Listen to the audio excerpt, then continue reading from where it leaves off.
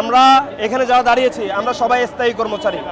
এখানে সবাই এক একজনের চাকরির বয়স 3 থেকে 4 বছর, অনেকেই প্রমোশন সামনে, কিন্তু তারা আমাদের কোনো বিচার বিশ্লেষণ না করে তারা তৎক্ষণাৎ সিদ্ধান্ত নিয়ে তাদের নিজস্ব এজেন্ডা বাস্তবায়নের জন্য এবং তাদের নিজস্ব লোকবল জনবল নিয়োগ দেওয়ার জন্য তারা আমাদেরকে কর্মচ্যুত করেছে।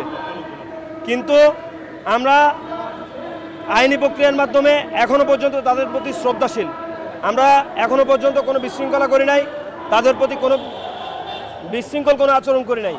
কিন্তু আমি সুস্পষ্টভাবে বলে দিতে চাচ্ছি, আমাদের যদি এটার কোনো বিচার না করা হয় তাহলে আমরা পরবর্তী অবস্থান কর্মসূচি এর সাথে ভয়াবহ অবস্থায় করব। এটা আপনাদের মাথায় রাখা দরকার, আমাদেরকে ছোট করে নেবেন না।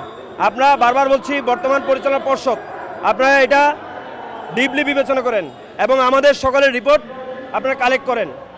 প্রত্যেকটা ছেলে তার ব্রাঞ্চের জন্য জান প্রাণ দিয়ে কাজ করেছে। প্রত্যেকটা ছেলে তাদের ডিপোজিট, তাদের যে টার্গেট, বাড়ি ঘরে তাদের পরিচিতদের কাছে গিয়ে ডিপোজিট কালেকশন করেছে। তাহলে আপনারা এই স্থায়ী যোগ্য পার্মানেন্ট কর্মচারীদের বিদায় দিয়ে আপনাদের নিজস্ব এজেন্ডা বাস্তবায়ন করার জন্য আপনারা নতুন নিয়োগবল জনবল নিয়োগ দিচ্ছেন। তাই আমরা কঠিন হুঁশিয়ারি দিচ্ছি, এর পরবর্তী অবস্থান হবে এর থেকেও ভয়াবহ। তাহলে আপনারা যদি এটা সুস্পষ্ট বিচার বিশ্লেষণ না করেন তাহলে আমরা সবাই এখান থেকে আমাদের অধিকার আদায় না হওয়া পর্যন্ত ফিরে যাব না ইনশাআল্লাহ। আপনারা সবাই একমত আছেন? আপনারা সবাই একমত আছেন তো?